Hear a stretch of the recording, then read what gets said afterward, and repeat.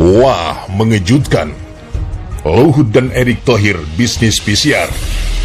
Kalau tak di reshuffle, bisa saja Jokowi juga diduga terlibat.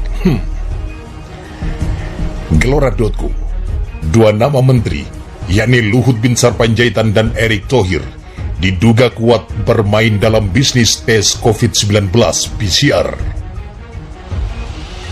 Perusahaan penyedia jasa tes COVID-19, PT Genomik Solidaritas Indonesia (GSI), dimiliki sahamnya oleh PT Toba Bumi Energi yang diketahui berkaitan secara kepemilikan dengan Luhut Binsar Panjaitan, dan PT Yayasan Adaru Bangun Negeri yang sahamnya dimiliki Boy Thohir yang tak lain adalah saudara dari Erick Thohir.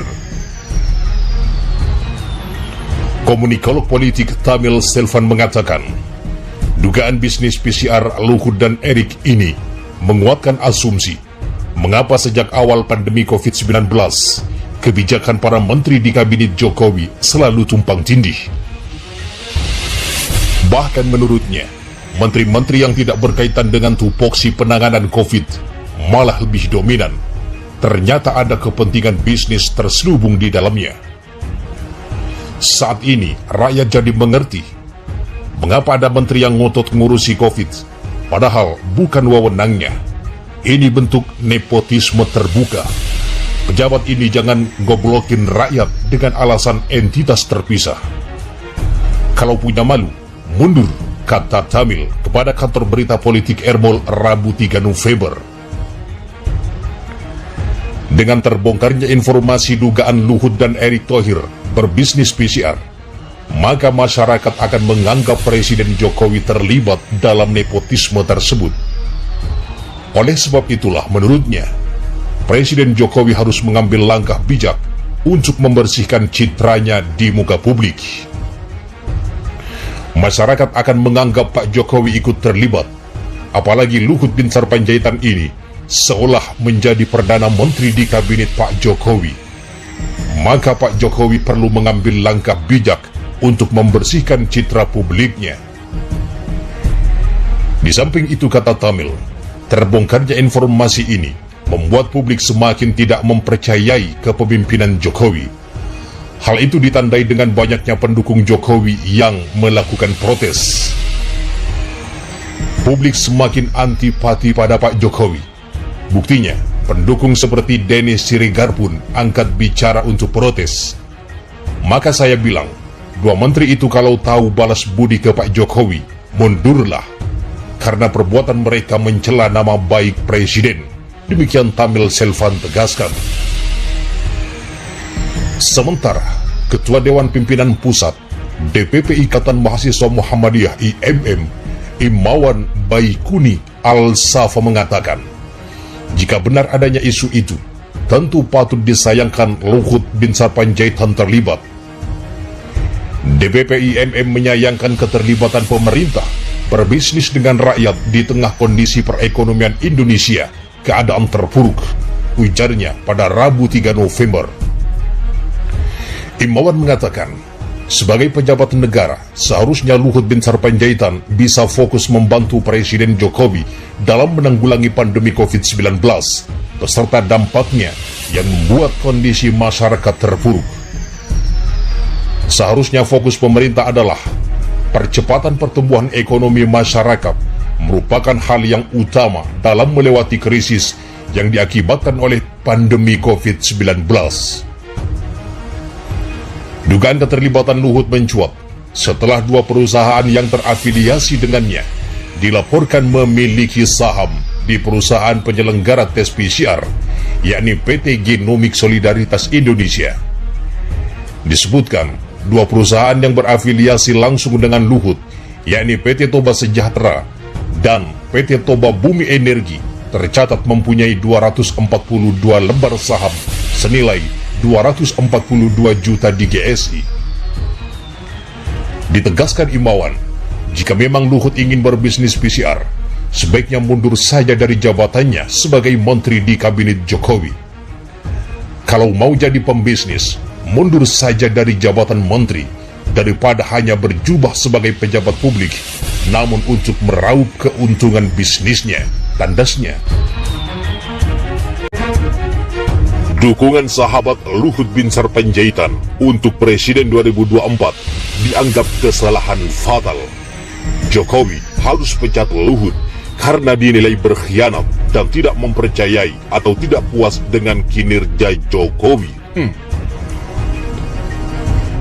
Gelora.co, Presiden Jokowi harus segera memecat Luhut Binsar Panjaitan.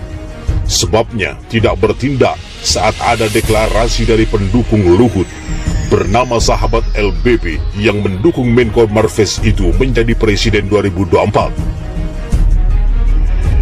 Direktur Gerakan Perubahan Muslim Arbi mengatakan, sejak awal akan adanya deklarasi hingga terlaksananya deklarasi dari sahabat LBP, seharusnya Luhut tidak membiarkan acara tersebut terlaksana jika memang Luhut tidak mendukungnya. Dia harus mencegah itu, karena kalau tidak, pembiaran itu dianggap menusuk Jokowi dari belakang. Bisa saja dalam hati Jokowi, ini si Opung mulai berkhianat, ujar Muslim kepada kantor berita politik Erbol Senin 11 Oktober.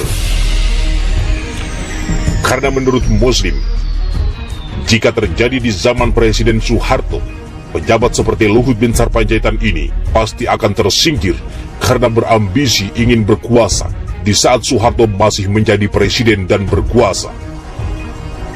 Saat ini kan tidak. Dalam sejumlah isu, Jokowi sudah seperti tidak berdaya menghadapi tekanan sejumlah pihak.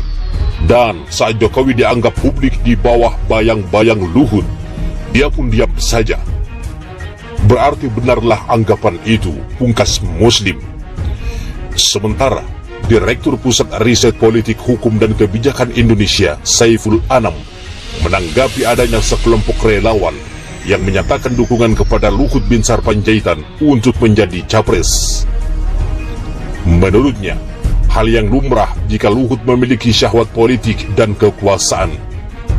Kondisi akan runyam jika Luhut menyatakan persetujuan atas deklarasi relawan yang ingin dirinya mencalonkan presiden. Bisa jadi publik akan berpikir bahwa Luhut Binsar Panjaitan merasa tidak puas dengan banyak jabatan yang diembannya saat ini, ujar Saiful kepada kantor berita politik Erbol pada Senin 11 Oktober.